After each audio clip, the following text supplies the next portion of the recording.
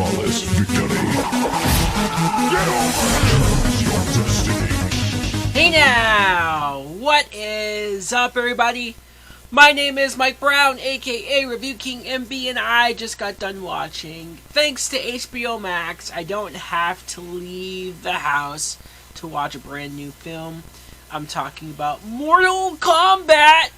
The 2021 version, the reboot, however you want to call it. It's based off of the series of video games with the same name. And it is directed by Simon McQuoid, however you pronounce that. And let me just, before I get into the plot, before I get into the characters and how well is it compared to the video games, and are video game fans going to be satisfied by this? Is this the best video game movie of all time? Let me just start off by saying that I enjoyed the film. I had fun with it. I loved the fighting. I'm not in love with the movie, though. I'm not over the moon. I saw that trailer and saw how authentic and how much it seemed like it was going to be true to the video game.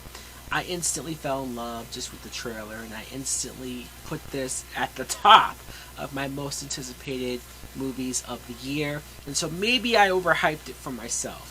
I will say this. The beginning of the movie starts off with lore and backstory with the characters of Sub-Zero and Scorpion and their deep-rooted, long rivalry and feud that spans upon centuries, and that part of the story. And if the movie had been more about that, I think I would have loved it even more. I think I would have been like, yeah, this movie is damn near perfect.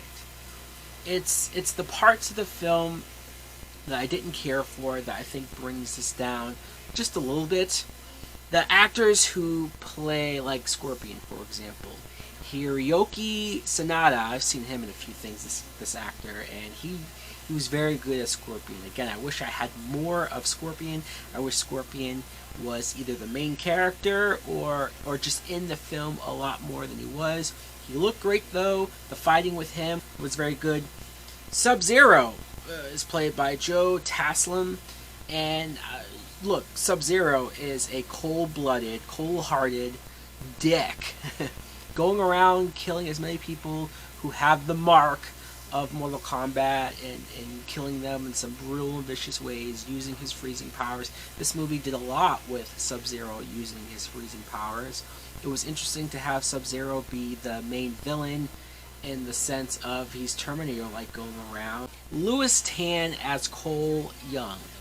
This is the part of the movie that it started to lose it for me. I don't mind Louis Tan as an actor. I've seen him in other things, and he's a good actor.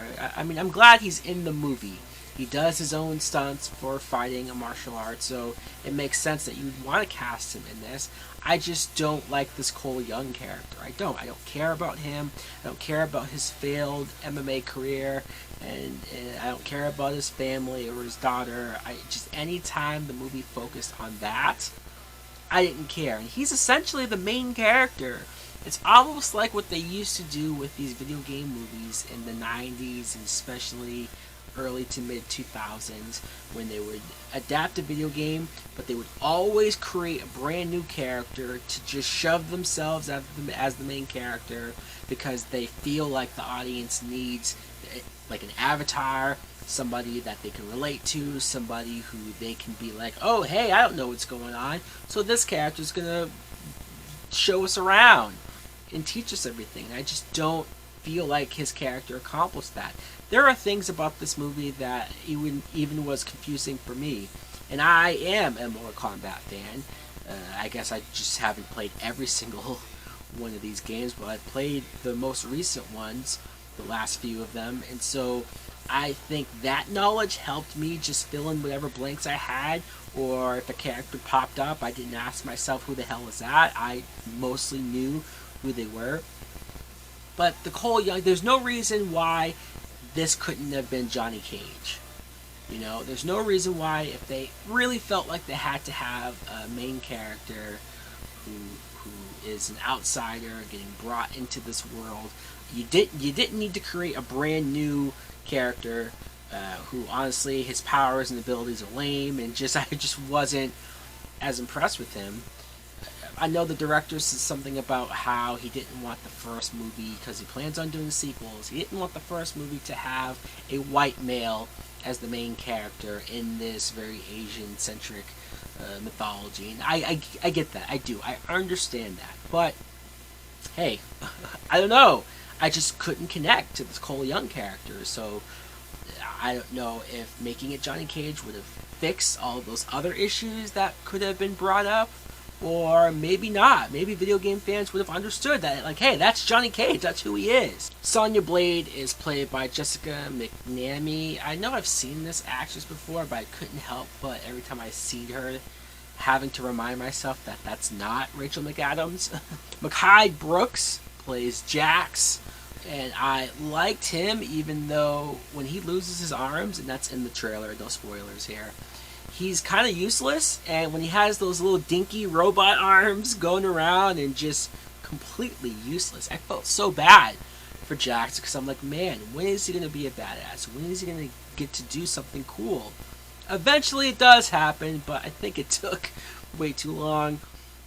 Josh Lawson as Kano, I have to mention this because Kano might be the best character in the movie. Just as far as being funny, having some life and energy to him, not taking this plot so goddamn seriously, using the radarness for his humor and for his one-liners, even though he was a dick, a low-life, piece of shit human being, definitely was. I enjoyed any time that dude was on screen. Just other characters from the game that you might recognize, like Liu Kang, Kung Lao, Raiden, who it was very nice to see Raiden culturally casted the way he should have been. Reptile, Melina, they didn't really get into her backstory or her connection to Katana at all, so I was kind of disappointed. Goro, who looked very good. Cabal, he also not only looked great, but had a sense of humor to him, so I guess that put him a little higher. Shang Tsung, I guess, is the main villain, just in the sense of he's pulling the strings, he's the puppet master, he's the one who's trying to get this tournament going. But it's really the fighting, it's really the blood and the gore, it's them taking advantage of the rated-R-ness, and Warner Brothers going all out with, yeah, there is blood, there is guts. A lot of the blood looked practical, I appreciated that, didn't look bad CGI, didn't look cheap at all.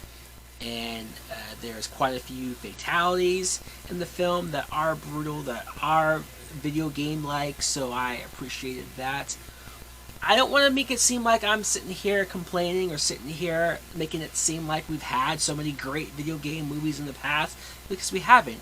And even those old Mortal Kombat films in the 90s weren't that good either. So yes, sure, fine, this is better than those. And this probably is better than it had a right to be. I just have my complaints. I have my nitpicks. I have my issues with some plot points and the main character. But overall, aesthetically, choreography, the cinematography, the effects, everything that I guess was most important to make me enjoy this film, they did get that right. I'm going to give this a solid date movie.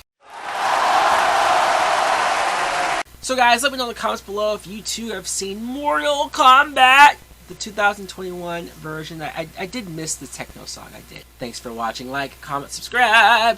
Later! Heat in my vein like vernacular. Cook up the beat with a spatula. Y'all are not ready for action. I'm smoking these rappers and feeling spectacular. Making it killing like massacre. Watch out, I'm whipping my wrist. Right on my city, been pissed, but I show them love. I'm not the one that's at risk. My homie told me that when people rise up against you, it's a sign of your destiny real. Fake ones been hating cause they know that one day you're making it. Jealousy's all they can feel. Plug in the phone, drift in my zone.